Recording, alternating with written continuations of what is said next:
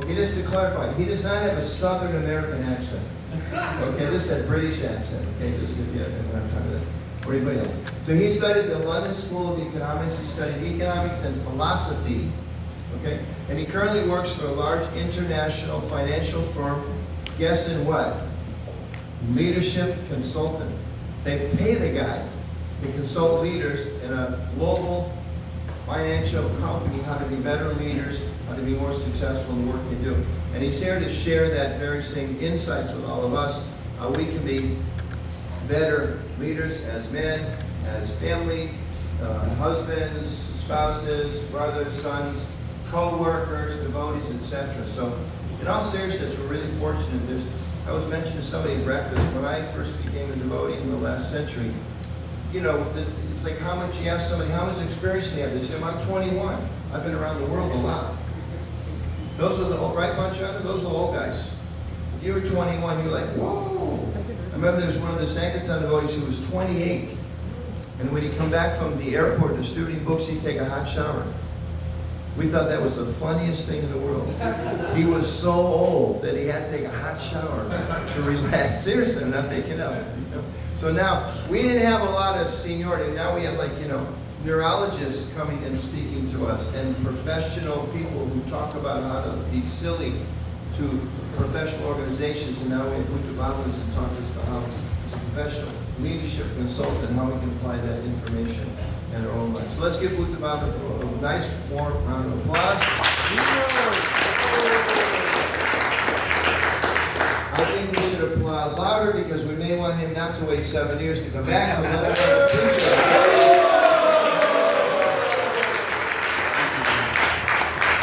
Okay, so can everyone hear me? Okay, so I want to begin by saying thank you to the organizers, to our elders, seniors in the room, for being present and also for helping to spearhead and make this happen. It's going to be a very interactive session. I'm just going to share this up front. We're going to share different things, but we're going to ask you to also be very much involved in the discussions, be very much involved in the exercises that we're going to do for this particular session. We'll actually get into that in a moment. First thing we'll do some prayers. Very important in our tradition that we recite these Mangalacharya prayers, because Mangalacharya means literally an auspicious invocation. The whole idea is that when we recite these invocation prayers, we're requesting the blessings of our Guru Parampara.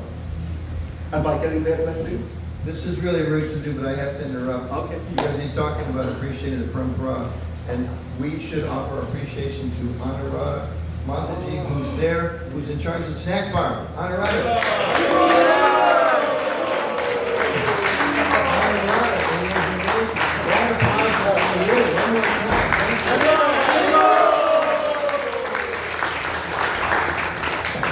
We know that the real reason she's doing this is because Jai Krishna Prabhu told her, we're trying to get a few more devotees to stay in New Vrindaban, do what you can.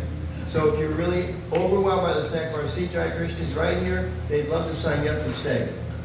Okay? And Anuradha's going to promise to have snacks like this every day for anybody that stays, right? Thank you, Anuradha. It's fantastic. Really, it's fantastic. I don't know where you found those little helicopters, but those are really cute. Thank you. It's okay. No worries. So we're going to make it interactive.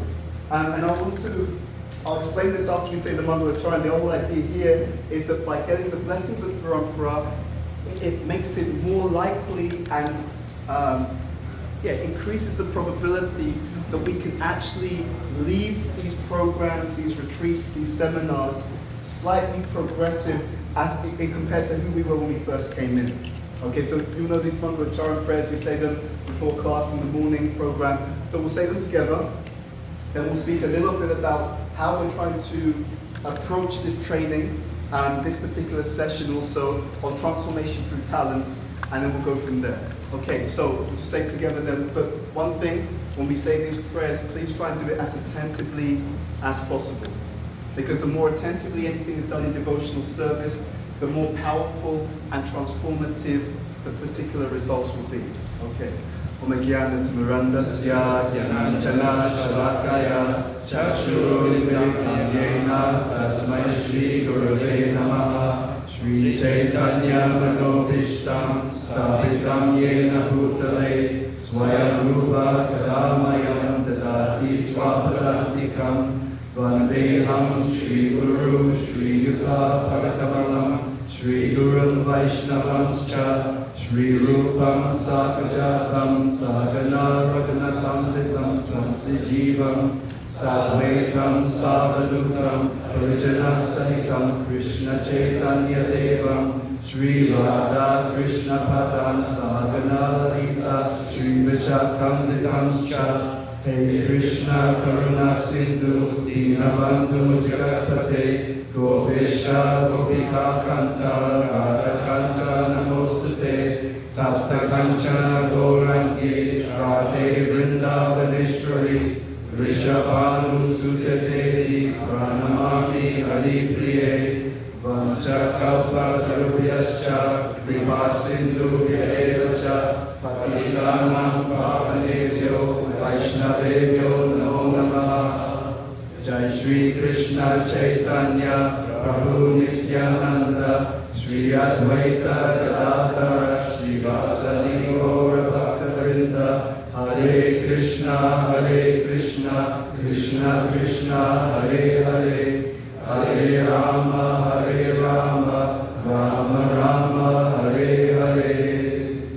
So I want to begin by saying thank you to all of you. To put it very simply, when we do these interactive seminars and classes, workshops in our movement, one of the things to notice is that the person who's speaking or sharing, they actually gain the most.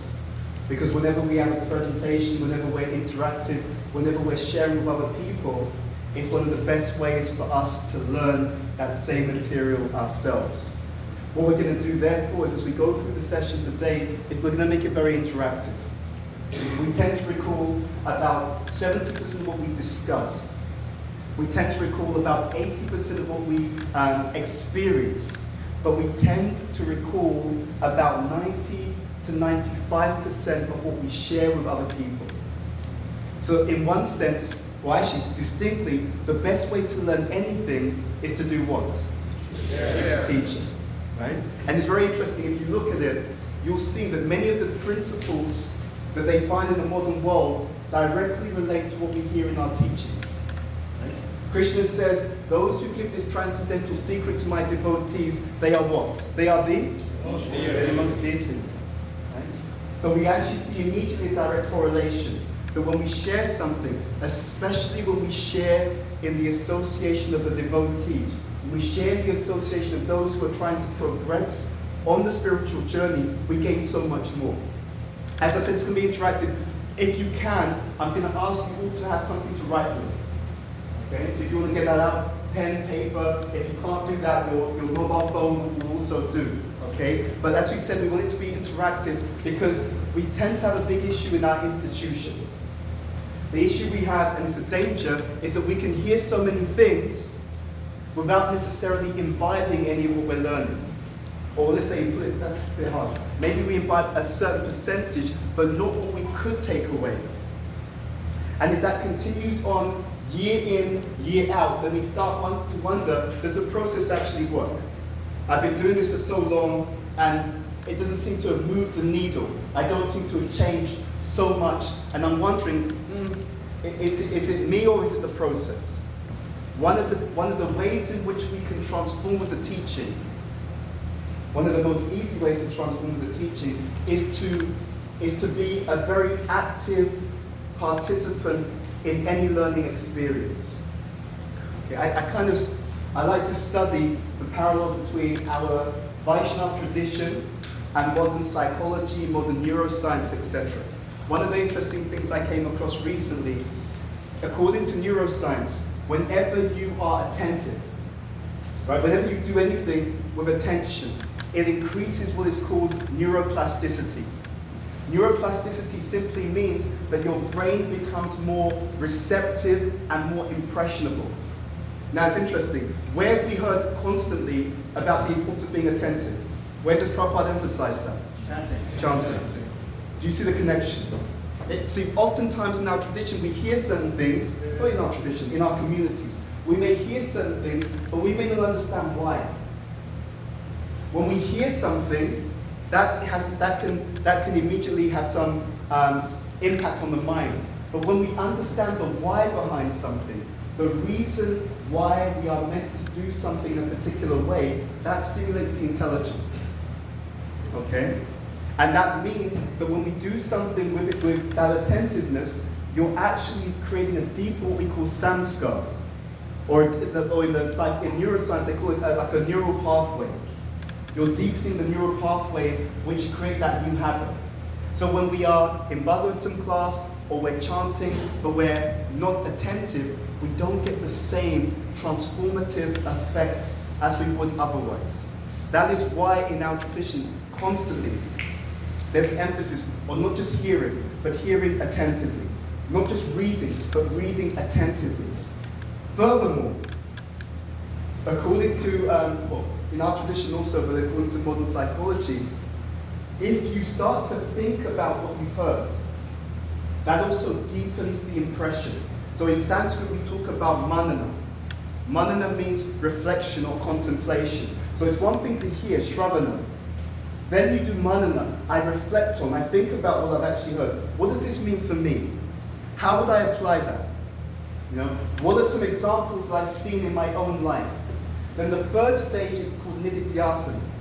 Nididhyasana means practical application in the world. So I've heard it, I've thought about it, and then I put it into practice in my day-to-day life. So there is literally an ecosystem of transformation. What tends to happen again is that we tend to do part one, and we do that inattentively. So we may do some shravana, but we're not fully paying attention. But if we were to do all three stages, and were to do that consistently, we would start to see that the very things that we hear, the very teachings that we read, would move us, and would start to act on us much, much more. One other thing to add to this is that when we chant attentively, it actually, that attentiveness has a way of penetrating the subconscious mind. Okay? So attentive chanting, attentive hearing, attentive service has a way of penetrating through to your subconscious mind, which again accelerates the transformation that each and every one of us can experience from the same devotional service. So to lock this off, what tends to happen in our communities again and again is that we have tremendous powerful teaching, but we have an issue in terms of application. Okay? So it's not the teaching that's the issue. It's often the misapplication of the teaching which tends to slow us down from getting the full benefit of the power of Srila Prabhupada's teachings. So, as we said, we're going to make this very interactive. We're going to ask you at certain times to write certain things down. At certain points, we're going to ask you to break up into small groups and discuss. Ultimately, we want you to do a specific thing. And that is, we want you to personalize your practice. Okay? In other words, we talk about impersonalism. And we often think about impersonalists that, the Mayavadis, they're impersonalists. Or we say impersonalism, that we're not dealing with each other personally. But there's a third type of impersonalism, which is where I don't take this entire teaching and apply it specifically to where I am in the journey of Krishna consciousness at this time. And if there's a misapplication, it then leads to issues. Bhaktivinoda Thakur has stated that one of the causes of fall down is acting beyond our level of qualification, but he also says another cause of fall down is acting above our level of qualification. So even when we do more than we're qualified to do, or less than we're qualified to do, both things can cause stagnation in spiritual life. Okay, so I'm just going to check in with you. If there's anyone in the room who thinks, you know what, I didn't pay to be interactive, I'm not willing to think about what we're hearing and how it applies to me, I'm not willing to interact with the other people in the room, I'm not willing to discuss it. If there's anyone in the room who feels that they're not ready to do that, then you need to tell me now, because otherwise from this point onwards, we're going to get into a very interactive and immersive training experience on this topic. Going once? Going twice? Okay, excellent. So what we're going to do is, as we go through this, I'm going to throw out some questions to you. We're not going to be speaking at you. We're going to be having a dialogue with you as it relates to this particular topic. And just a disclaimer, I've slightly reworked the presentation because the wonderful presentation given by Prasanatha yesterday touched upon some things I was going to discuss. So I've broadened out the scope of the presentation slightly, but I think you'll still find it to be useful and also beneficial. So we've talked about the framework, how we're going to learn. We've asked you to grab pen and paper or something to write with. Let's get into this in a bit more detail. The first thing I'm going to ask you to do is to do an exercise for me. Actually, I'm going to take this off the screen first. So this exercise, we will look at the results of this exercise further on in the presentation. But what I'm going to ask you to do is the following. I'm going to ask you to just take a moment to imagine that today is your funeral. Nice and positive and optimistic, right? I'm going to ask you to imagine that today is your funeral. But before you write anything down, I'm going to ask you to really take this seriously. As we go through the session today, there are various exercises that we're going to do together. And these exercises, they can help us to understand certain things, certain dynamics that could be useful for us to know about ourselves and also about our life as well. So, I'm going to ask you to imagine that today is your funeral, okay? You're present at your own funeral. And I'm going to ask you to think carefully about the following. I'm going to ask you to think, if this was your last day, right? So today's your funeral. I'm going to ask you in a moment, not yet, but in a moment to write down, what are your biggest successes and deepest regrets? That's one thing I'm going to ask you to write down. The second thing I'm going to ask you to write down, again, considering that today is your funeral, what would those in attendance be saying and thinking and feeling about you? Okay? When you write this down, I'm going to ask you to be as honest as possible. The more honest you are throughout the session, the more benefit you will gain from the program. Okay? Third thing. This is really important. This third one. Today is your funeral. You've done part 1 and 2. I'm going to ask you to also think, what would you have liked people to be saying, thinking, and feeling about you at that time? Okay? This is why I asked you to have pen and paper or something to write with. I'm going to give you, we'll start with 5 minutes. I'm going to give you 5 minutes to write down your answers to these questions, and then we will take a step on. So pen and paper or mobile phone, whatever it is, write down your answers to these questions on the screen right now. And again, please be as honest as possible.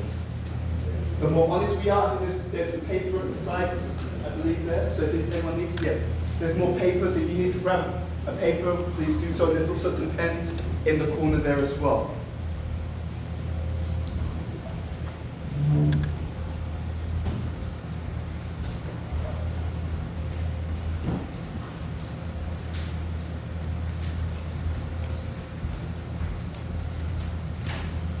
Today's your funeral. You left the world, but you're able to tune in and you're able to hear and see what's going on.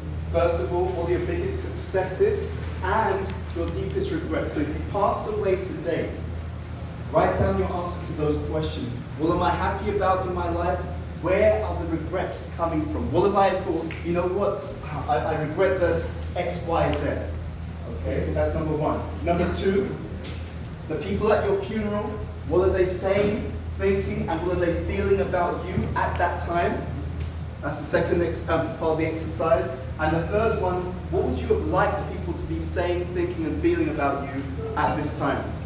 Okay? So write down your answers to those questions, and again, as we said, as honestly as possible. And we will come back and reference that at a later point in the session today.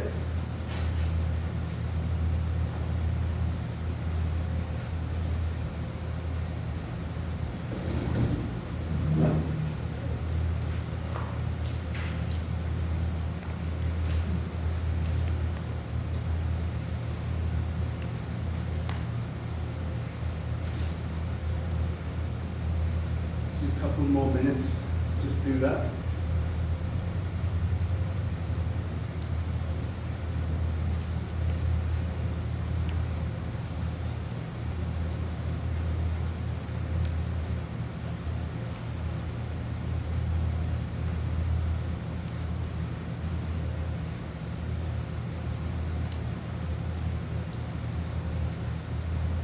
I'll take my cue from the room. When I see the majority of you looking forward, I'll take it that you've written your notes.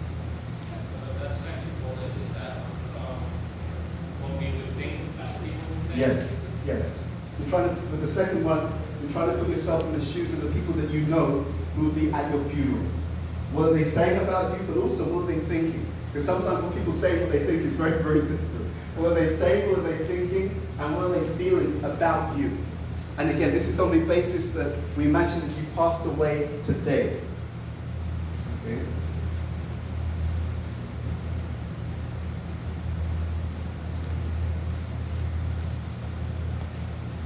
Give you another minute or so. And even though you're writing this down now, this is something that you may want to work on, refine, add to, even outside of the session as well. Okay, so we're starting it now, just to get some baseline ideas, but you're more than welcome in your own time to do some further writing down or work on this particular topic.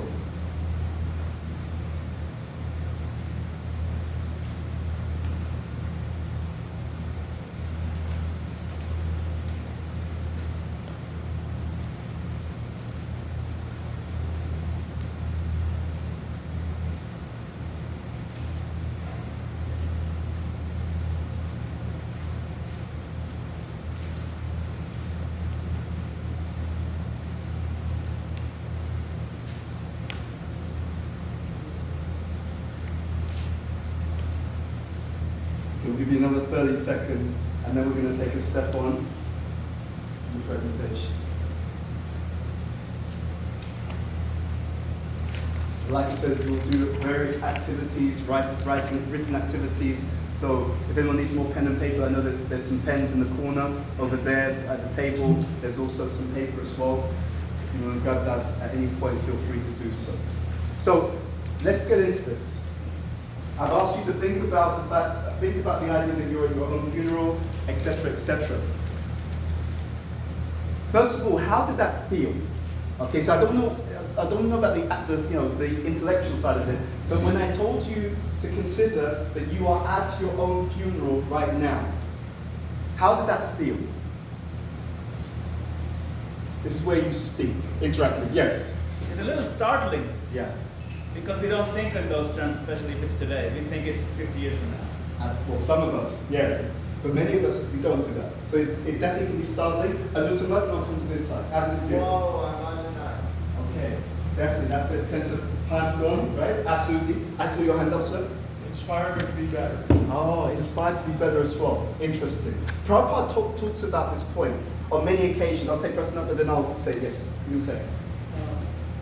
I'm asking you to check your voice though, so everyone can hear. Yes, so in urology, I see that every day, like every week, 3 people die in my hands. Mm-hmm. So my driving force every day is like, what if I die today? Yeah. Right? That's why I try to do everything, for last 15 years. So I don't have any regrets, and I live my life fully. And also, what people think is not in my hands. I don't care about other people, what they think about me. Whether I live my life fully or not. Right? And this is the direction we're going to get in. So let's just touch upon this. The reason why we did, one of the reasons, we're going to use many things from this exercise as we go through. One of the reasons why we did this is because this is a reality actually. The reality is one day this will be coming true.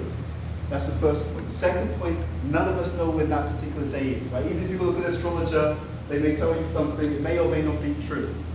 But we can use this understanding. Prabhupada often speaks about this understanding or bringing to our attention the reality that death can come at any moment and will come at some point. You know, it's interesting. We think about the Bhagavatam. Pariksit Maharaj is cursed to die in how many days? 7 days, right? So he's cursed to die in 7 days. But you know what is interesting? Every single one of us in the room, we're also going to die in 7 days. Sounds strange, right? Yeah. But it's true. It'll be a Monday, Tuesday, Wednesday, Thursday, Friday, Saturday, or Sunday. So one of these 7 days, we're going to leave. And we can tell a lot about what goes on in our consciousness, what goes on deep down within us by these kinds of exercises. It's exactly what was explained by Yudhishthira Maharaj in Mahabharata. That the most amazing thing Everyone sees people are going to pass away all the time, yet every single one of us, in our day-to-day lives, we act as if we're going to live forever. I wanted to start with this activity on purpose to help to inspire a sense of healthy urgency. And I use that word very carefully. Not urgency. Urgency could be in 3 modes.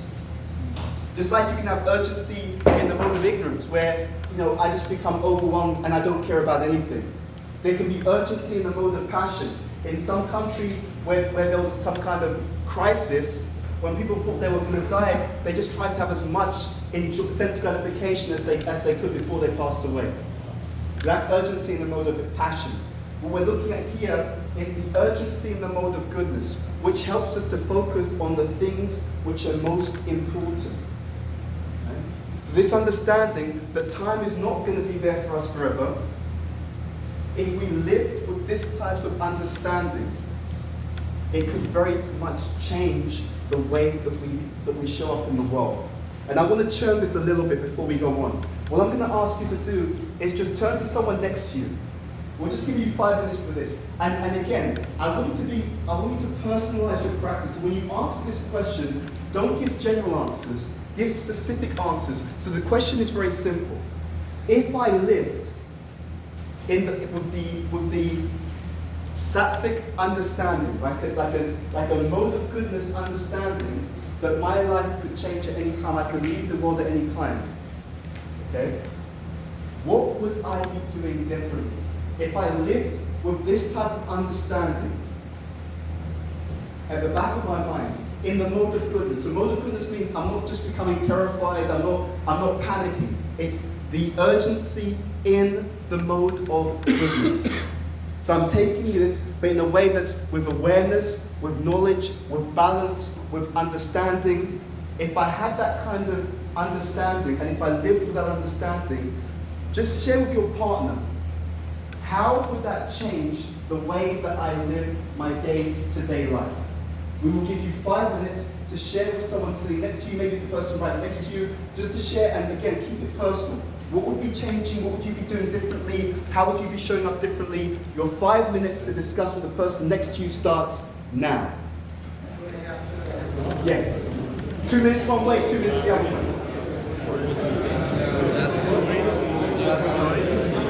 Yes, and then I'll talk to you.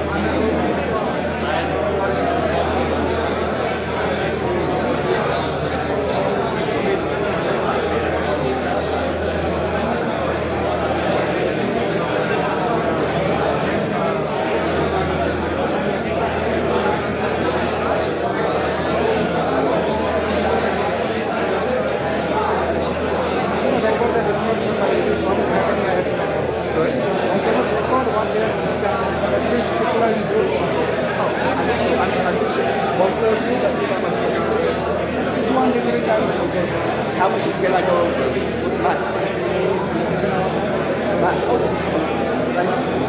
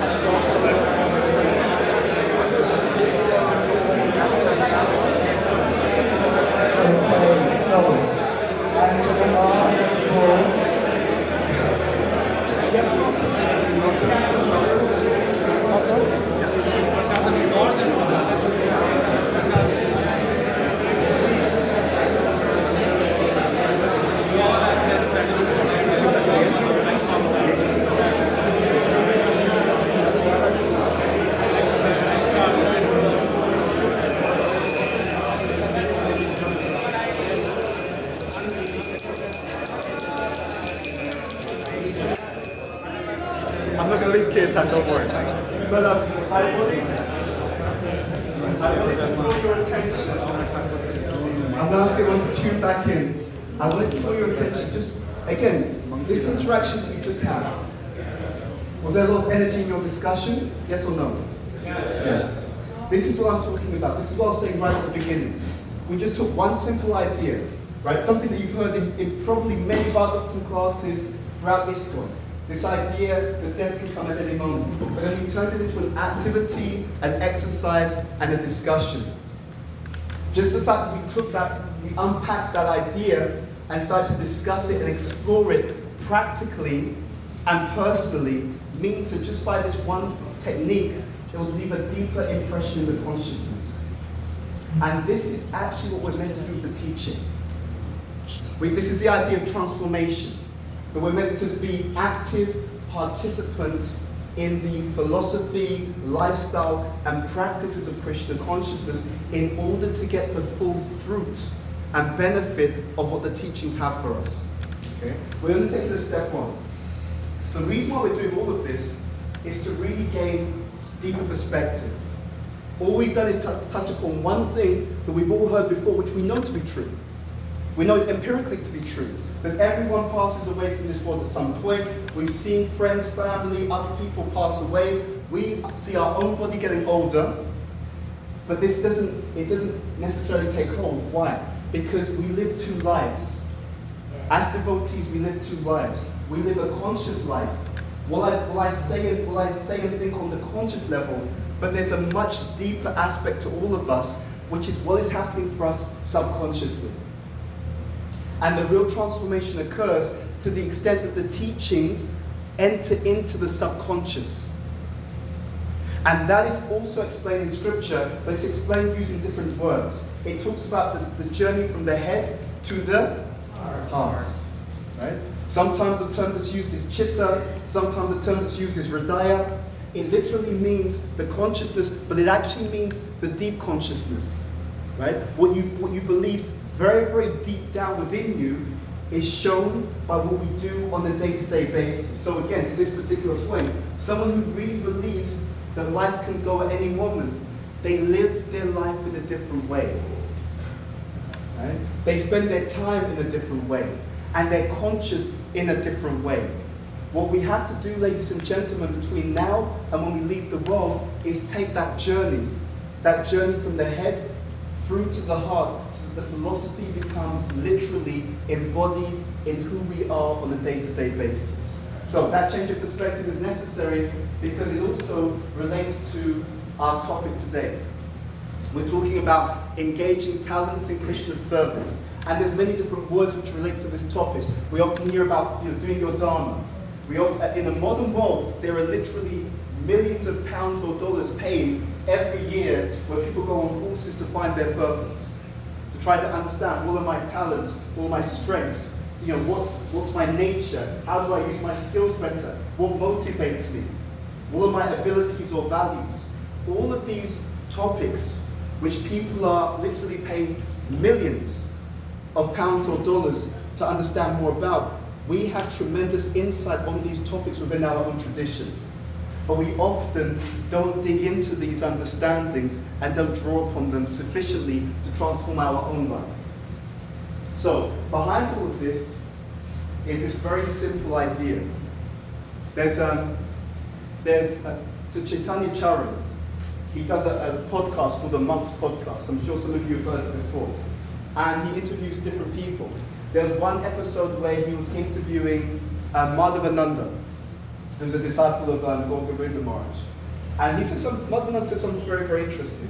He says that according to Srila Bhaktivinoda Thakur, before we come to understand who we are in the spiritual world, we have to first have a proper understanding of who we are in this world. Very interesting. And I started to reflect on it. How does that work? And I came to this understanding. We read in the Shashtakam, Cheto, Darpana, Marjana. It talks about cleansing the mirror of the heart, right? Or mind, heart, synonymous. What does that mean? It means that the more that mirror is clear, the more that we see reality. So when the mirror is clear to a certain extent, we can see this world, including our conditioned nature, more clearly. And as the mirror becomes more clear, then we eventually come to the point where we can understand who we are on that spiritual platform, our particular relationship with the Supreme Personality of Godhead, our eternal identity. So it's all part of that same journey. So we're meant to, as we go along this Krishna conscious journey, understand more about the vehicle that we are using for service. And we'll talk about that in relation to some statements by Srila Bhaktivinoda Thakur in a moment. So, what does this allow us to do? If we get this correct, then we can literally be in the world, but untouched by the negativities of the world. Right? Very, very simple concept. This idea of living like a lotus. So it's present, but it's untouched by all the dirt around it, because it's actually above the situation itself. In order to do this, we want to touch upon one other thing, and this is very important for this seminar. As we go through this seminar, we're going to ask all of you to focus on the circle of influence. I want to draw this on the screen because it's a very important concept. And it's not just good for this seminar. This is good for everything that we do in our life, everything we do in our spiritual communities. And it's important for us as we go through this world in these bodies to really focus in on the difference between these two things. So here we have the circle of concern. And here we have the circle of influence. Two ways of living life. How many of you know devotees, let's be very honest, how many of you know devotees who instead of focusing on the circle of influence, which is the things that they can do something about, how many of you know devotees who focus primarily on the circle of concern? That's all the things that they don't like, but that they can't directly do anything about. Raise your hand if you know devotees who do that. Okay. Now, let's unpack that. Okay, this is really important for this seminar, and it's important for how we live in this world as devotees. What happens to a devotee who always focuses his or her attention purely on the things that are outside of their control? What happens to them? I saw your hand up. They don't have any more time or energy to work on the circle of influence. Okay, so one thing is that they lose time and lose energy because they're focusing on all the things they can't do anything about, and they're losing that time and energy from the things that they can change. Absolutely. What else? Yes. A lot of failure, Okay, why a lot of failure?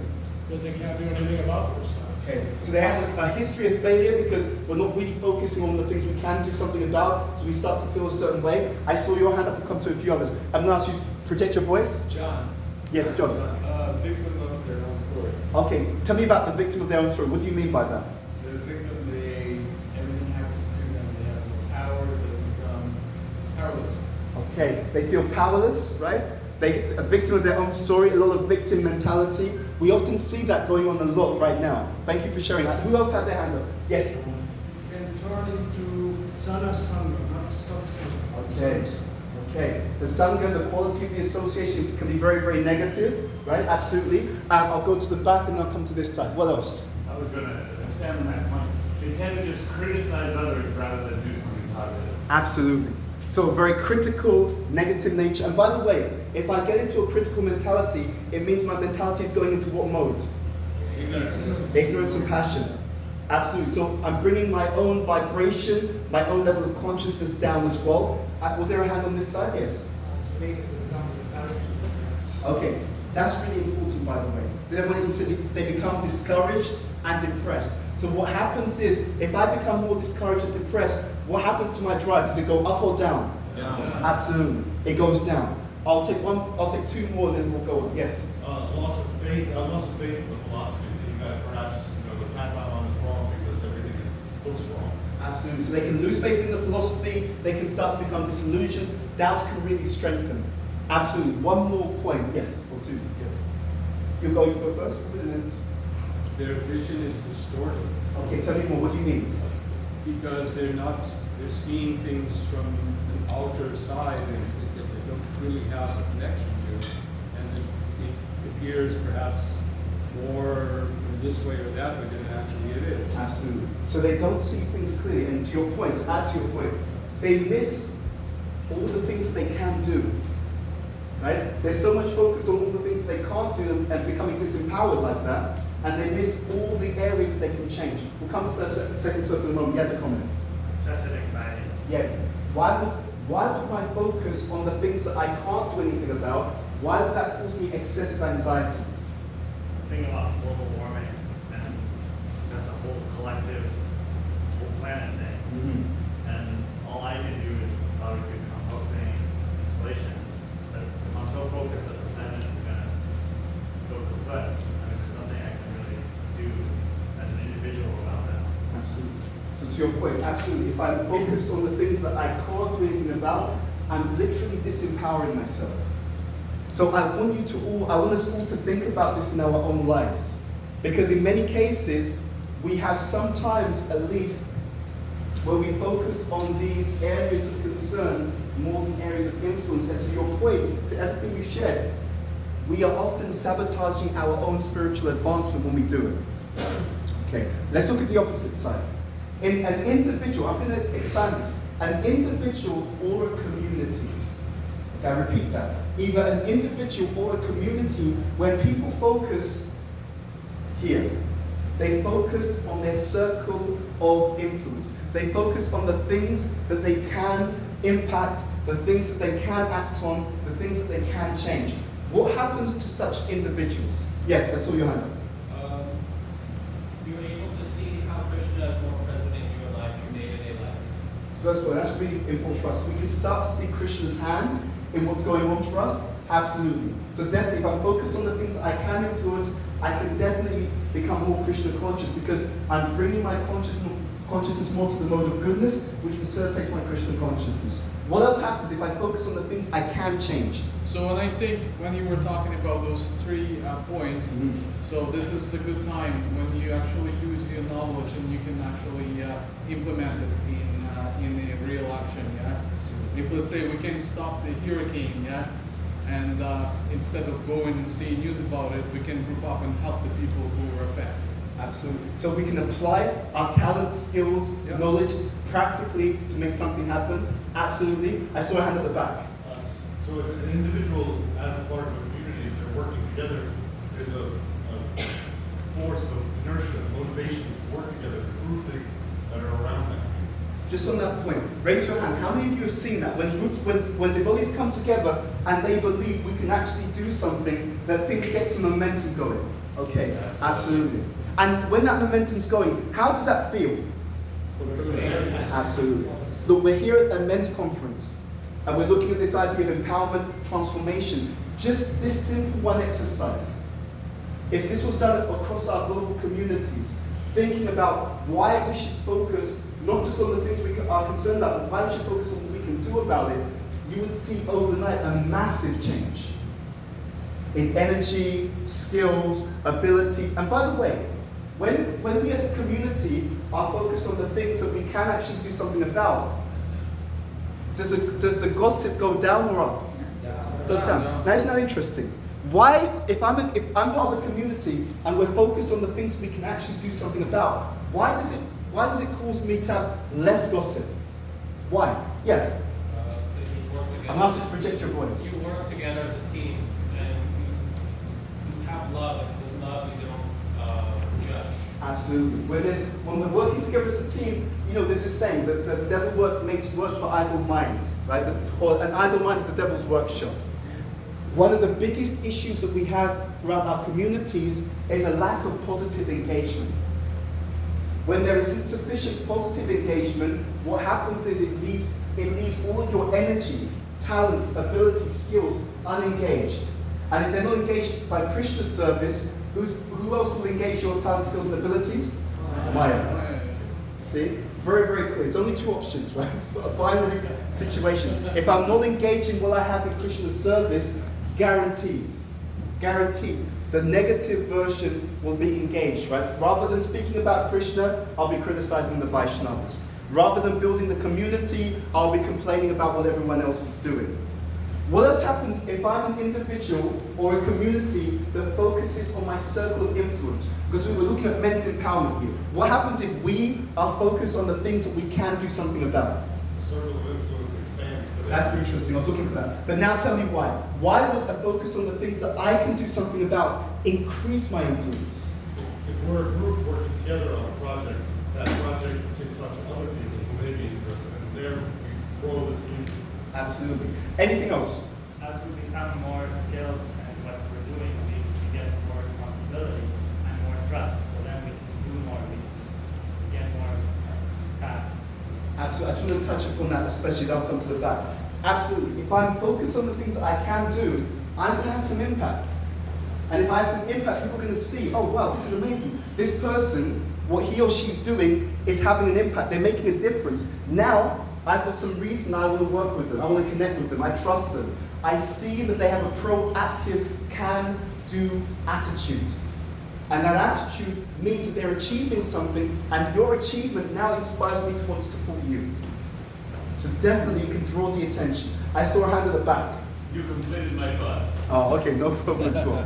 Absolutely. If you're fully engaged, blissfully in Krishna consciousness, you will inspire others to follow your path. I wouldn't share an additional experience. This is a personal experience of mine. I found that in times of my spiritual life where I was really focused on what I could achieve, or what I could contribute, that it made it easier to handle the tests and challenges from Maya. Okay, can anyone relate to that? That because someone is focused on the things that they can contribute, even when there are tests coming from Maya, it's easier to pass those tests. Can anyone relate to that? Okay, but why would it be the case? Yes? Definitely I'm more in the mode of goodness. That's true, because the mode of goodness means knowledge. It also means activity. But it means the two things together in a healthy balance. What else? Too busy to be distracted by my Very powerful point. Yes. I was speaking, we had a youth retreat here, wonderfully arranged by, or facilitated by the organizers here.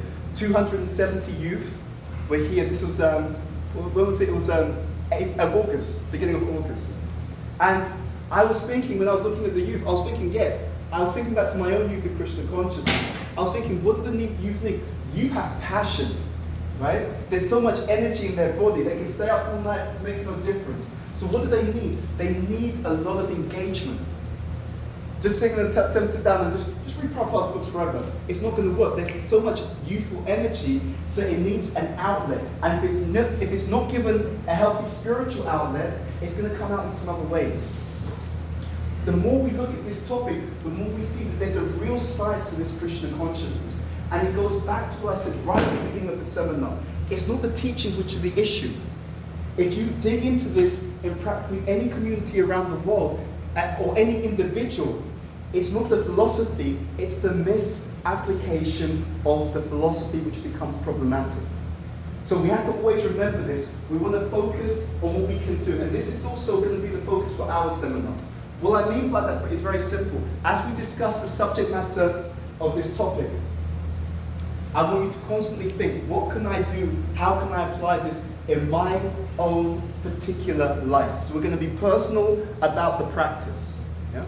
Any other reason why, if I focus on the circle of influence, that it gets bigger? Yes, I saw a hand at the back.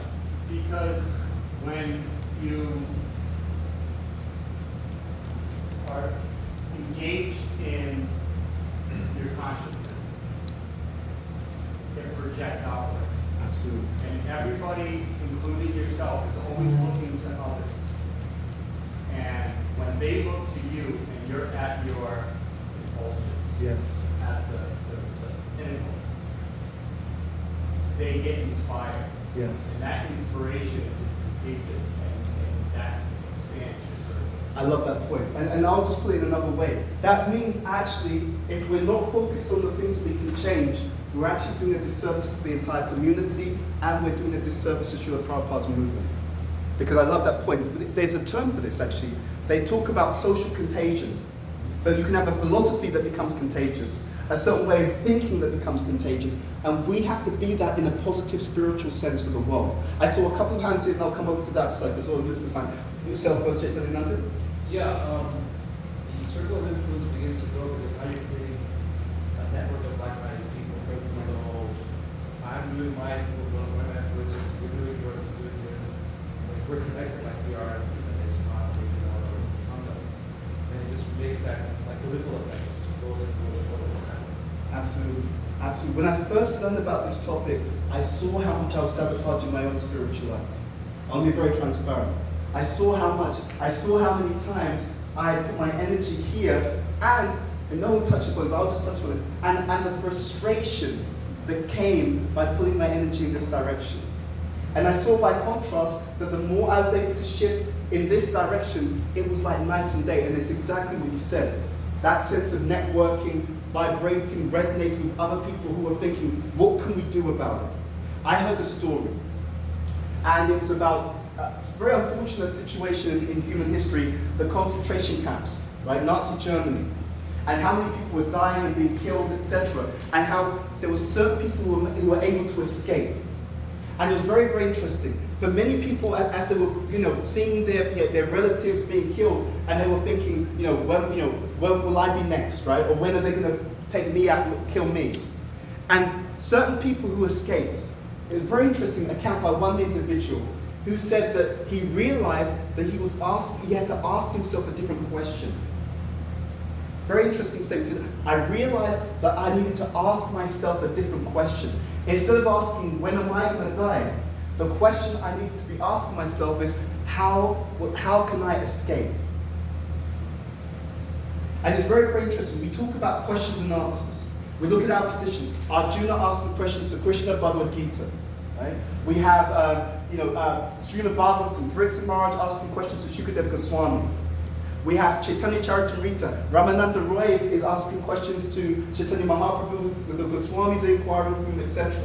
We also don't recognize that we also do this.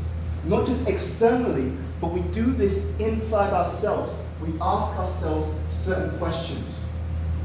And the caliber of the questions determines where our life goes. So we need to be asking ourselves the right questions which relate to the circle of influence. What can I do? How can I make the situation better? What are the opportunities for me to bring things to a higher standard? I saw your hand up and I'll go to Anutama. Yes?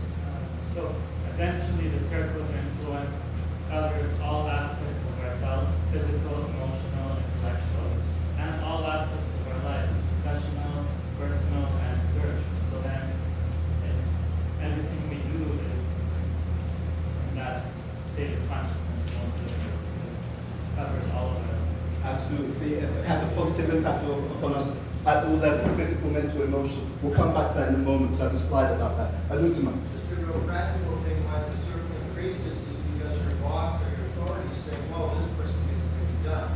So take on this bigger job, take on this bigger, now I can budget this bigger job. Yeah, absolutely. So give you more responsibility. See, people who have positions of authority and who have additional responsibility may give that to us as well. Thank you. Yes? And the big boss, Krishna, he does the same thing. Absolutely. Yeah, this is a very important point. The wages of service is more service, actually. So a good sign is that we're thinking in the right way, the influence is increasing at all levels, and therefore we're being offered more opportunity to purify ourselves and move forward. So, as we go through the seminar, we're going to ask all of you to stay in that circle of influence. And I invite you, not just in the seminar, this one thing, if you remember nothing else from the seminar, if we just lived our Krishna conscious life from this position, I guarantee you your entire spiritual life would accelerate. Just this one thing. Let's take it a step on. So, this circle of concern versus circle of influence, if we're doing this properly, it means we focus on the endeavor. The result, we know from Bhagavad Gita, is up to who? Krishna. Absolutely. And by the way, I just want to explain that. Because again, sometimes we hear these things and we think, yeah, that's nice in theory, but the reality is something different. No, the result is up to Krishna. For example, how many of you came here, how many of you took over 3 hours to get here? Okay. Now, how many of you came here by driving? How many of you flew in? Okay. Now, if I drive or if I fly into a particular destination, am I the only factor that's responsible for me getting here? No. Okay. Are there factors outside of my control that determine if I can or cannot arrive? Yes. Absolutely. So everything we do is based upon so many different factors which are not directly within our control. So just in terms of, I need to mention this at the beginning, so in my day-to-day work, we train leaders. The company I work for has 300,000 staff in over 62 countries. It's a global organization. So within that population, we have 50,000 managers. And the area that we work in is all about how to train those managers to be better leaders of people, to get the best out of the people that they're leading. My colleague is a business psychologist, and he shared something very interesting. I can send you the research if you're interested in this as well. He said something that really, when I heard that, I thought, wow, but just see what Prabhupada and Krishna is saying. He pointed out, they've done studies. So they've done studies to look at people who are successful. And then what they tried to do is correlate. Was it because of their talent? Was it because of their effort? Was it because of something else? So you can use statistical analysis to correlate and find out what was the driving force. And what they found was, talent's important, absolutely. They found that effort is important, absolutely. But they found that there's a greater correlation when they look at successful people, people who've achieved external big things. They found that there's a greater correlation between luck and success than there is between talent and success, and a greater correlation between luck and success than there is between effort and success. So you may work really hard, you may be very talented, but if someone else has better karma than you, or more of Krishna's mercy, the outcomes will be more for that person than for you. And it doesn't mean that, he's not working hard. See, sometimes because people don't have the scriptural knowledge, They can jump to all the wrong conclusions, but there's empirical research on this topic. I actually have the research. There's empirical research on this topic. And does anyone remember where in the Bhagavad Gita that Krishna talks about the different factors of action? And how many factors of action does he talk about? There's 5. And one of them is Daivan, right? Daivan is sometimes translated as fortune. Ultimately it means who? It's Krishna. He is the single most important factor for any outcome. We can make the endeavor, we can have the skills or use whatever skills we have, but actually it's Krishna who's the ultimate factor. And there's empirical research to back all of this up. Although it's not mainstream, because if it was mainstream, people wouldn't go on these courses where they can be promised that if you do my course and pay me thousands of pounds and use my formula, that automatically you're going to be successful. Yeah? The most important factor for our success, for any success, is Krishna, which is exactly what our tradition states again and again. Let's move on. So this is our situation. We first of all start at the bottom. We're in an environment where there's constant movement. Things are always happening. Different challenges, different events, different circumstances. To give a very classic example for us now in the modern world, we had the pandemic. Okay? No one was expecting the pandemic. Right? I had some friends who opened a restaurant in January 2020. Their restaurant was closed, I think, the next month. They'd done all the marketing, got the money, advertising, everything. The restaurant had actually opened. The restaurant closed down the next month. They put some talent into it. There was massive effort behind it. But there was that third factor, which is Krishna, Daiva, which said, actually, by the way, there's no restaurants that are going to be opening anytime soon. Right? We're not going to have any customers anytime soon. So we're in that kind of environment. Above the environment is the senses. Our senses are affected by the environment, often dragged in different directions by the environment. Unfortunately, this is now even worse, because with social media, your senses can be impacted even more. I saw an article on the BBC website, and the article was about what they call persuasive design. So, how many of you have a WhatsApp?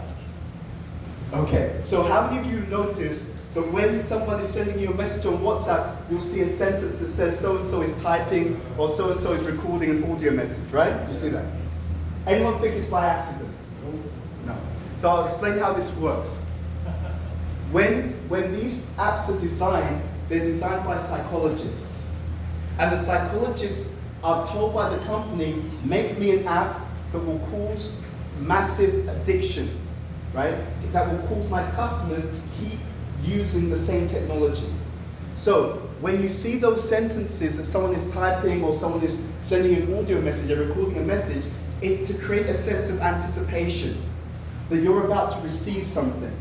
Whenever you feel that you're about to receive something, a certain hormone is released in your body. The hormone begins with the letter D. Any guesses? Dopamine. So dopamine is the hormone that relates to reward. So whenever you see that you're about to get some message on your app, it releases dopamine in your body, and that dopamine, it creates a habit. It's habit forming. So then, without meaning to, and it's not happening consciously, it happens on a subconscious basis. Subconsciously, you're more likely to keep using that particular app. Okay? So, in the world that we live in now, our senses are under even more pressure from the environment because of the way the technology is. I'll share with you one other thing. When you first wake up in the morning, your brain is in a slightly altered state of awareness. Like now we're in the room, when we're speaking, your brainwaves are in what they call a beta state, which means you're alert. When you first wake up, for the first few minutes of being awake, your brainwaves go into what we call an alpha state. In that alpha state, you are 5 times more receptive to whatever is going on. So, let's go back to technology. So, technology, the technology companies, the mobile phone companies, for your convenience, because they're so selfless and they care about you so much. What particular function have they put on your phone to help you in the mornings?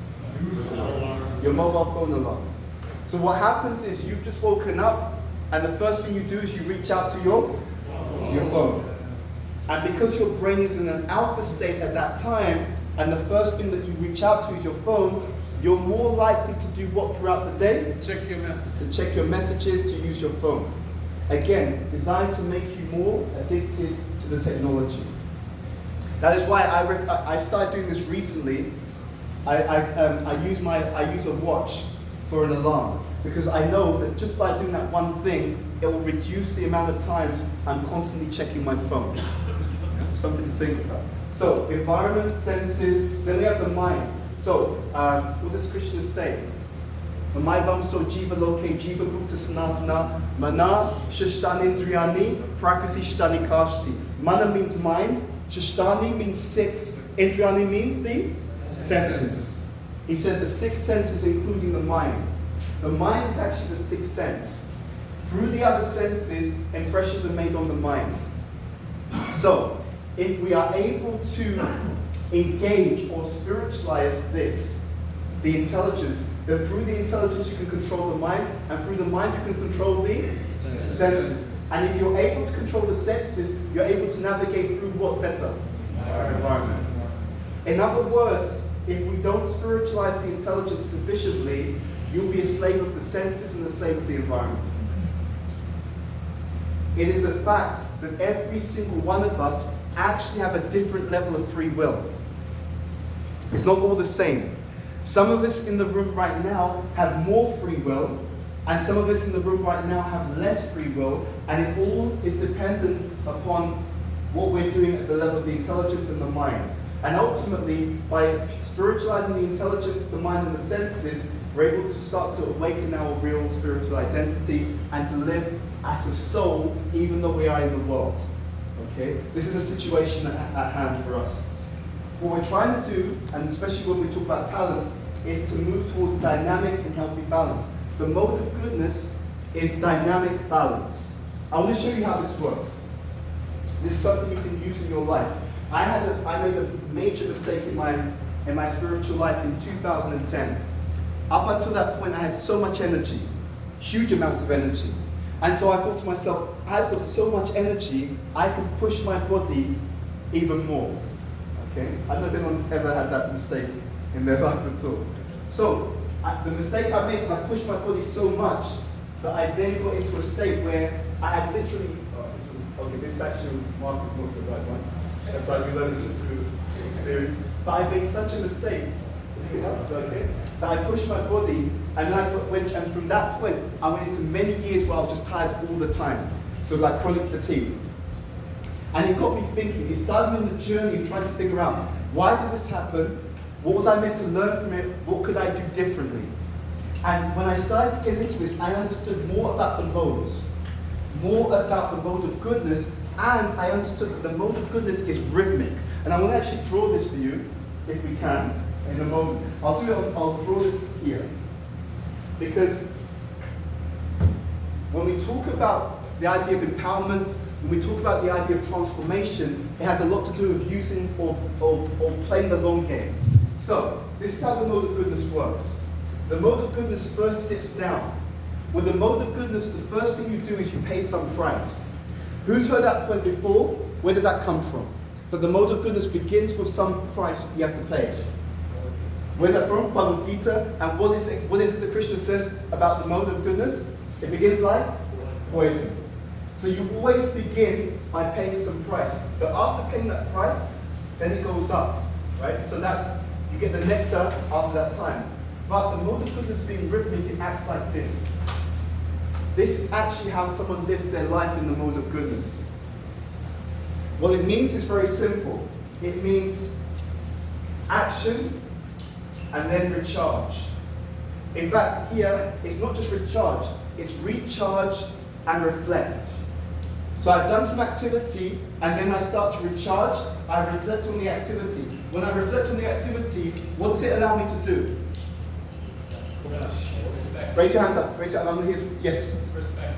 It gives you perspective. What else? I've done some activity now. I recharge and reflect. What else does it allow me to do? Improve your performance. It improves my performance next time. So you can see this in this diagram. So I recharge, but the next time I act, it's even better because I'm taking all the lessons from my previous circle of activity. So when we train managers, I was speaking to one class of about 30 managers recently. We were delivering some training. And one of the managers, she was telling the class that what she does, her team, they do regular reviews. Okay? Reviews means that every time we do a project, a service, a particular initiative, after we'll review and find out what worked well. What did we do that was good so we can reinforce it? And we'll also find out what mistakes did we make, what could we do differently, so that the next time we do the project, it's far more efficient, far more effective, far more successful. Now, just take a moment to think about that. Do we do that in our communities, yes or no? Sometimes we do, and sometimes we don't. Another question. Do we do this in our lives as individuals? Interesting. Interesting. Some of us will, sometimes. Many of us don't do that. So that means if we're thinking about our life, if we're not using this rhythmic cycle, it means there's some degree that we're not living aligned to goodness. So we may engage in some activity, we don't reflect on it. We may engage in some activity, we don't sufficiently recharge. I'll be very honest, sometimes you'll see this in morning class. People are there, the speaker's speaking about the Bible term, and because the person hasn't sufficiently recharged, what happens? They're just asleep. So the class is going on. You're actually hearing from Srila Prabhupada, you're hearing from Shukadev Goswami, you're hearing from Pariksit Maharaj, you're hearing from Vidura, Maitreya Muni, you're hearing from the Pandavas, and we're asleep. And because we're asleep, we don't get the full benefits. So the mode of goodness is actually rhythmic. So this is the idea of healthy but dynamic balance. It's not just balance, it's a balance that's constantly moving, but the overall tendency or trend is positive. Right? And this is really important. That dynamic balance helps us to move a situation in a positive direction. So Krishna in the Bhagavad Gita, he aligns with this particular point about the importance of using our mind in a way which is helpful. So basically the translation is the following. The translation is the following. One must deliver himself of the health of his mind and not degrade himself. The mind is the friend of the conditioned soul and his enemy as well, Bhagavad Gita 6.5. When we talk about using talents, it's one of the ways in which we can harness the mind. Talents, skills, abilities, they are one of the ways in which we can harness the mind. We all have needs. Who's heard of this term, spiritual bypass? Anyone heard that term before? Okay. Anuradha, what does that term mean, spiritual bypass? Are you using spiritual examples to explain some kinds of material situations, or not necessarily that, taking the shelter of a spiritual code to defend particular bad behavior? That's definitely one part of it. Anything else, spiritual bypass, what else have you heard it to mean? Yes? So bypassing is not dealing with the material situation and just saying that we're bad, bypassing that and go for spiritual purpose. Absolutely. Absolutely. So I'll repeat that so I want everyone to hear. Spiritual bypassing, and it happens a lot, unfortunately, is where we have some real situations, some real issues that we're not dealing with in the name of, I'm transcendental to that, right? I don't think the fact that I've got anger issues, it doesn't matter, 'cause I'm a devotee, right? But we're all above that. One thing that really changed my reading of Prabhupada's books, I was listening to a seminar on the Harinam Chintamani. And when I was listening to the seminar, one of the things which were pointed out, and I went back to research and confirm it, was that often if you read Prabhupada's books, when Prabhupada uses the term devotee, often he actually means pure devotee. So sometimes you'll read Prabhupada will say things like the devotee is above the modes of material nature. Now, I don't know about you, but I'm definitely not in that category, right? I definitely get affected by the modes. So when I came across that, it was absolutely amazing. I could start to see why there was misapplication. Because I started to see that people were reading the books and we were misunderstanding what was being said in those actual books. We were reading certain statements which apply to devotees at a certain level of advancement, and we were thinking it applies to all the devotees at all levels. And that can be really damaging to our spiritual advancement because we're reading, but we're not actually understanding what we read properly. So, the reason why I share this is because we go through the human experience en route to becoming transcendental. Okay? This is really important to understand. For example, someone's a grahasta. It means that we identify with certain human needs, which are facilitated by being in the ashram as we move on that journey for transcendence. So I just want to touch upon this idea that when we look at needs, there's also a difference between our needs and our wants. So here, for example, someone may say that they want riches, but actually what they're looking for, the more sattvic version, the deeper essence, is they're looking for fulfillment. Someone may say, I want prestige, but when you look a bit more deeply into it, they're looking for recognition and acceptance. So if we start to dig in, if we start to look a bit deeper into our lives, we start to see that what we're looking for it tends to be of a much more subtle nature. Another way of looking at this is the following. And I'm going to ask you to do an exercise on this as well, because I like to use these frameworks because then we can see where am I strong in my spiritual life and where are the opportunities for me to improve. So I'll share with you something that I'm thinking about. I was thinking, and I'm sure this can be done to be honest, we don't gamble. Let's put the disclaimer out there. But if we did gamble, I bet you could easily create some kind of assessment so that when people come to Krishna consciousness, if you get them to do the assessment, you could probably figure out very easily where will Maya attack this particular individual. Very easily. If you know them well enough, you could probably figure out these are the areas where this individual is strong, and these are the areas where they're more likely to have some challenges in the ISKCON community. It can be done very, very easily. One of the ways in which you can do it is through this particular model. I believe this model for needs came from a Christian priest, but we're going to use it because it's definitely relevant to us. So this Christian priest talks about 6 types of fundamental needs that people have.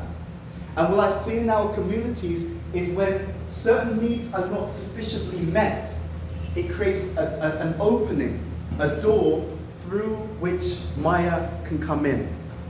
You see? So I want us to do a little exercise where we reflect upon these 6 needs. So I'm gonna go through them. I'm gonna ask you to write down a scoring for yourself, okay? And the scoring will be out of 10.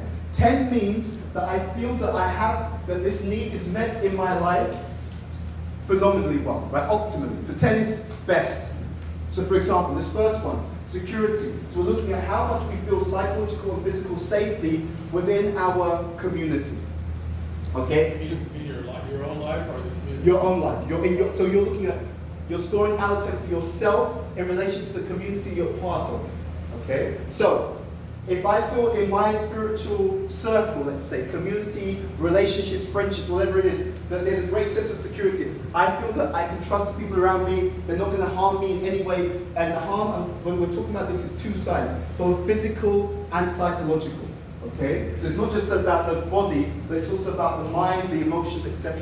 So give a rating out of 10 for how much you feel a sense of safety in your current relationship with devotees and community. That's the first one. Second, significance. To what extent do you feel appreciated and that you have a strong sense of purpose? You have a strong sense that I know will I can contribute in my current devotee circle, let's say. Give a rating out of 10 for that one. Third one, Prabhupada speaks to this. He said, if you don't feel a taste in Krishna consciousness, you'll be forced to get the taste from where? Mind. Right? And Krishna talks about this also. He talks about this higher taste. If we don't feel a sense of satisfaction in our communities, how many of you have seen that? How many of you have seen someone, they weren't feeling satisfied, so they started to drift away? Who's seen that happen? Okay. I think we all have. So what we're saying, this is not rocket science. This is stuff that we've read before, we've heard before, but we may not have applied it so much before. So the third one, what's your current level of satisfaction in your Krishna consciousness? Okay? Again, 10 is optimal. There's no wrong answers. What we're trying to do with this exercise is to be very honest and understand where am I right now on my journey. Okay? So that's why I'm asking you to do this. The next one, self-expression. This is also related to our topic, expressing our unique talents in the purpose for which they were created. So guidance is often useful here. So how much do I feel that I have an ability to express myself, express my thoughts, my feelings, my talents, my skills, my gifts at this time? Give a rating out of 10 in that area. Next one is spiritual direction. So that means I'm able to get the proper direction for my spiritual growth. Again, give a rating out of 10. 10 is optimal. That may mean mentors. It may mean good guidance because there's lots of good teaching, knowledge sharing, whatever it is, good shastric study, whatever it is. Where are you in this area at the moment? And the last one is socialization. Okay, so socialization in relationship with the world, with each other, a sense of belonging, that I feel I'm part of a wider community, a wider body, a wider network, a wider set of relationships, friendships, whatever it is. For those who are married, this is also take into account your relationship with your family, your children, your partner, etc. Where are you in that scale? Again, 10 is optimal, and the reason why we do this, and I often do this, not the same framework, but I often do this kind of exercise when I'm training managers or leaders, is because it's a very good way to immediately see where am I scoring well, right? There'll be some of these areas where you scored quite high, and you feel like that's a real strength. But there'll be some of these areas where you didn't score so high. And then the question there is, in the areas where I did not score so high, what can I, going back to the circle of influence, what can I actually do about it? Okay? We're going to go into that exercise right now. So you've done this activity. We're going to ask you to pair up in a moment. This time, I'm going to ask you to pair up with someone in the room that you don't know so well. So you're going to have to move around, okay? I'm going to ask you in a moment to pair up with someone in the room that you do not know so well. And what I'm going to ask you to do is share two things. One, and you're going to, within this, you share whatever you're comfortable in sharing. But share at least one area where you feel you scored highly. And then share with your partner. Why did you score so high in this area, right? What is it about either you or the community that you're part of that allowed you to score high in that particular area? And this is to give your partner ideas. This is to exchange ideas on how we can strengthen that particular area. Then I'm also going to ask you to share with your partner, where was there a low score? Okay?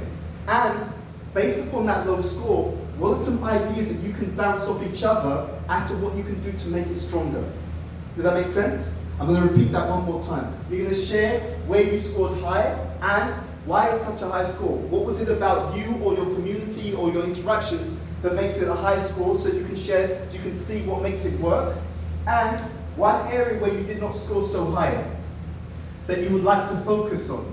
Okay? And with that area, you're going to share, okay, self-expression wasn't so high for me, and then you're going to bounce off your partner, you're going to both share some ideas on how to make that area of your spiritual life stronger. Because what we find is what allows us to endure in Krishna consciousness, and not just endure, what allows us to contribute is when we can contribute from a position of strength.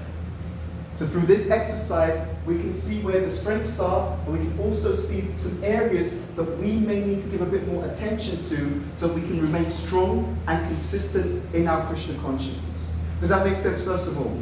Okay, so pair up with someone in the room that you don't know so well. We'll give you about 5-6 minutes to just share your ideas and we'll go back. Please begin. I know you. Feel free to move around if you need to. Someone that you don't know so well in the room. It's not bad. I think it's really good. It's even better than 2 minutes.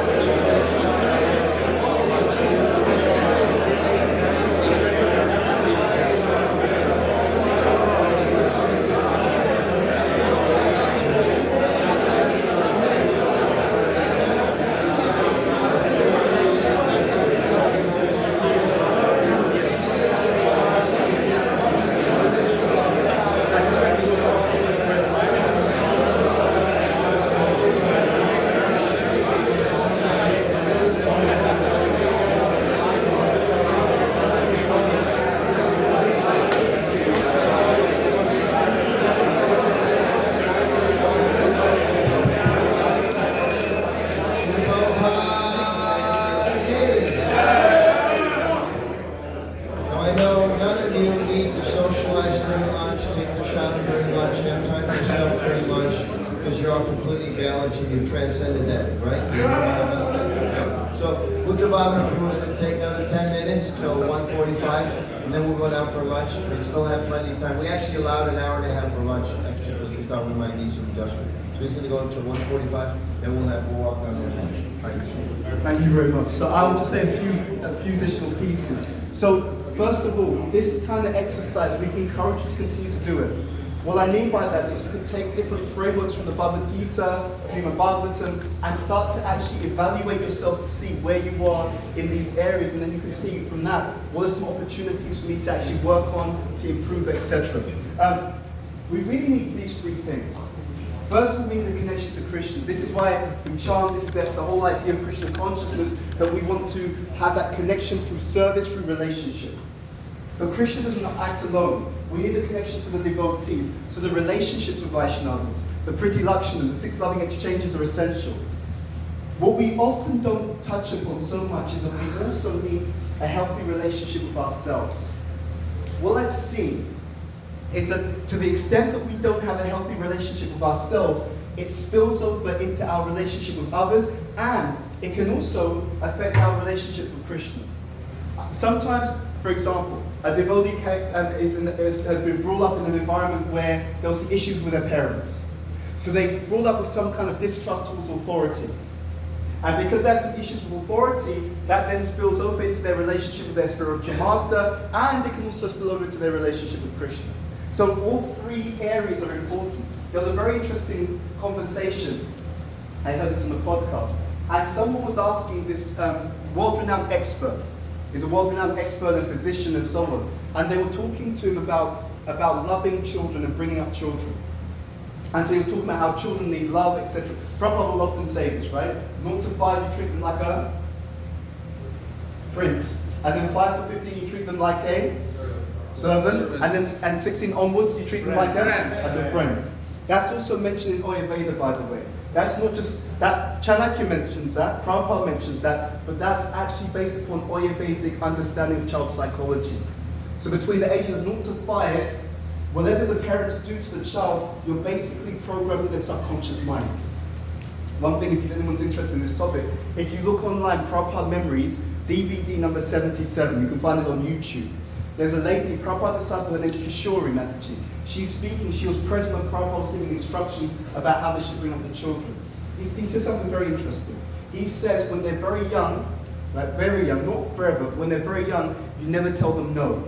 He said if the child wants to do something and it's not good for them, you just distract them by giving them something else. And Prabhupada also explained why, which is so interesting. He said if you do that, then the child will grow into an adult who's very confident. Isn't that interesting? And I studied this whole thing from Ayurveda, what it just says about child psychology, because I wanted to understand how does that work. So the way it works is the following. What's happening to the child when they're very young creates the samskars. Not just samskars, it creates their subconscious samskars. So when the child is very young and they want something, if they kept being told, no, you can't have it, then you create the subconscious samskar that what you want to achieve, you can't do it. That child becomes the adult who lacks confidence. Because what is confidence? Confidence is the attitude that what I want to achieve, I can achieve. Isn't that interesting? So what often happens in our modern society, because we're not aware of these subtle things, which Prabhupada knows. Again, like I said, don't take my word for it. Memories of Prabhupada. If you put in Memories of Prabhupada, number 77, her name's Kishori Mataji. I think it's 6 minutes into that particular pastime and Prabhupada Memories. She talks about what Prabhupada said and why he said it. It's so interesting. That, as I said, that's also in Ayurveda. Also, that's the reason why when the child is very young, they just need lots of unconditional love. What we have now in the modern world, so many people now lack self-esteem. But it's often to do with what happened to them when they were children. And the amazing thing is, the parents didn't even realize that they were doing it. Very, very interesting. This is why this Vedic knowledge is so powerful, because it gives you very, very subtle mechanisms that you can't necessarily perceive in a gross way. Yeah. Anyway, that's aside. So we need this connection with ourselves. And really, this is just bringing this through to the end. This is why abilities are so important. So there's many different statements in the scriptures. Prabhupada will talk about abilities and so on, but Krishna himself in the Bhagavad Gita chapter 7, text number 8, he says, I'm the ability in a person. One of the ways in which we can actually achieve so many of these things, right? A sense of significance, satisfaction, self-expression, socialization, is to offer our gifts back to Krishna.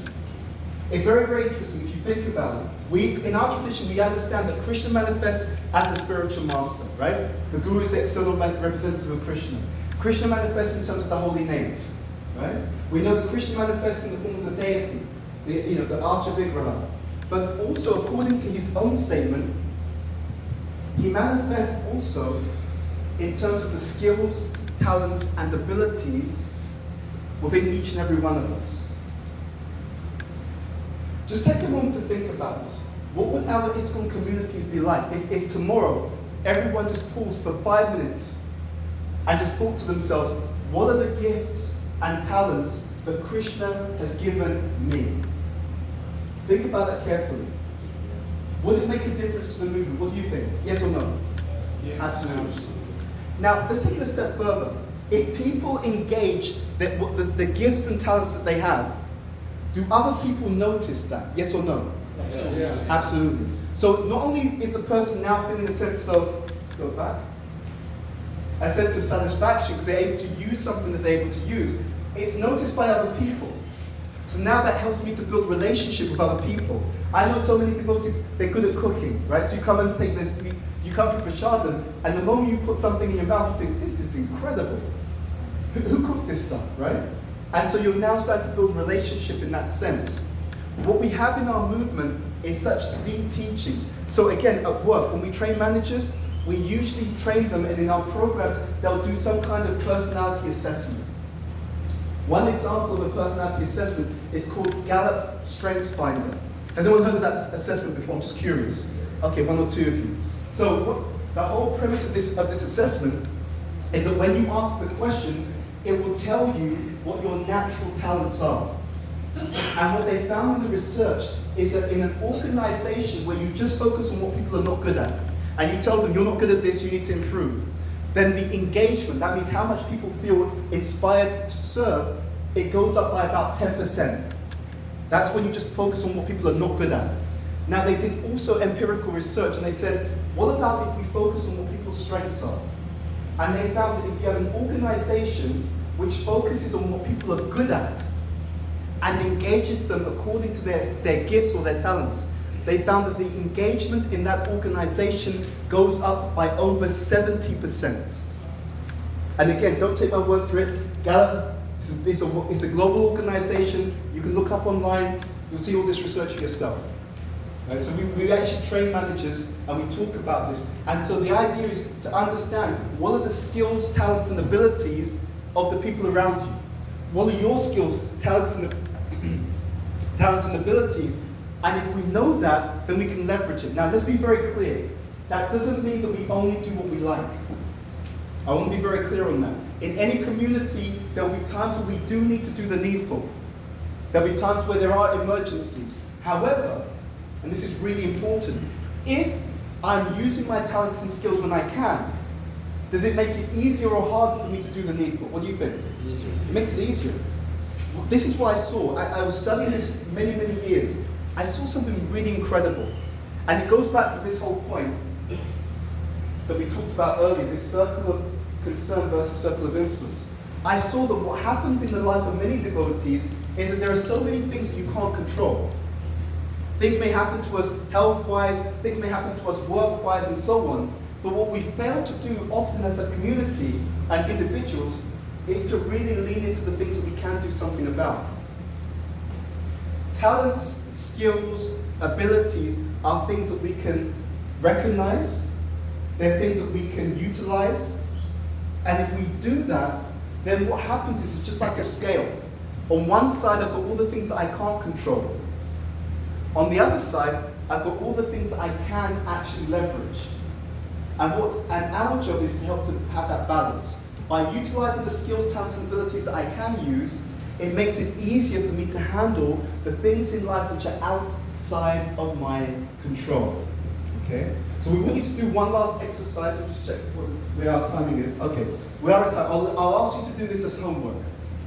Okay? And I'll ask you to do this as homework, and if anyone has any questions on this seminar, what we will do is you can ask the questions. I'll give morning class tomorrow at the temple.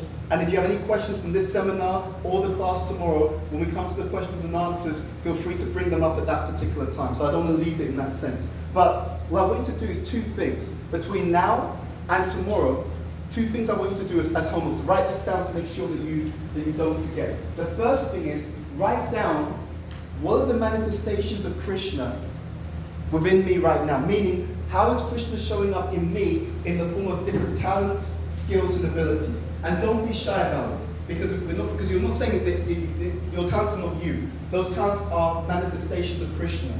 So how is Krishna manifesting in me in the form of different abilities, talents, and skills? As he said, not my words, I am the ability in man. He says that.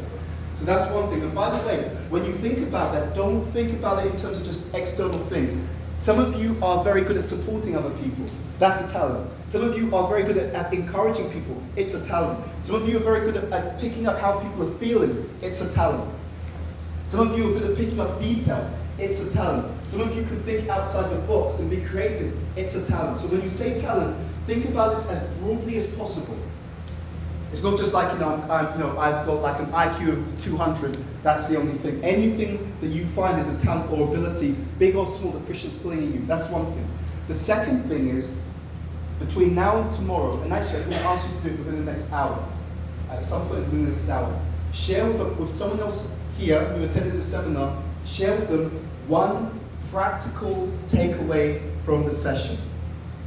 Okay? It goes back to what we said right at the beginning of the session. The easiest way to learn anything is to do what? Is to teach it.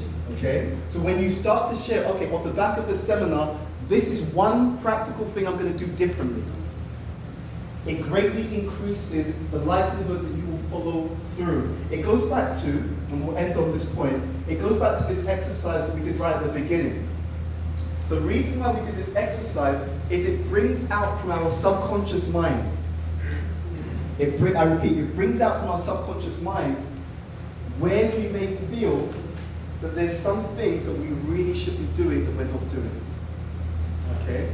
And we can utilize our talents in moving in that direction. For some of you, the deepest regret would have been, you know what, there's certain people I didn't speak to. There's certain grudges that I didn't resolve.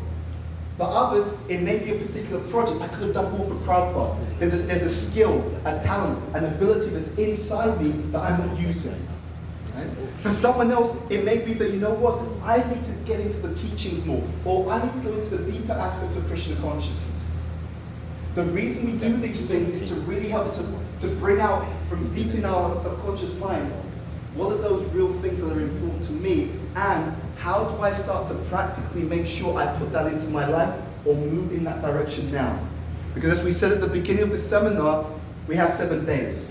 Right? Every single one of us, there'll be a Monday, Tuesday, Wednesday, Thursday, Friday, Saturday, or Sunday that we will leave the world, and we want to leave at a time where we're ready to embrace Krishna and go back to the spiritual world, rather than coming back into this world because we have so much unresolved, unfinished business.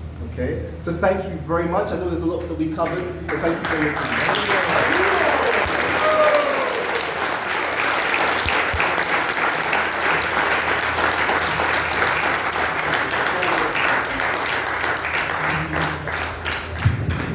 So tomorrow there won't be class, there will only be questions and answers. And Bhuta Bhavana, he's come directly from London, so he's still on a different time zone. But I'm sure he'll be around most of the time. If you catch him, you can also have some conversations privately with him or in a group whatever. So it's 10 minutes to 2. We're going to come back here at 3 o'clock for our next session. And I mentioned earlier,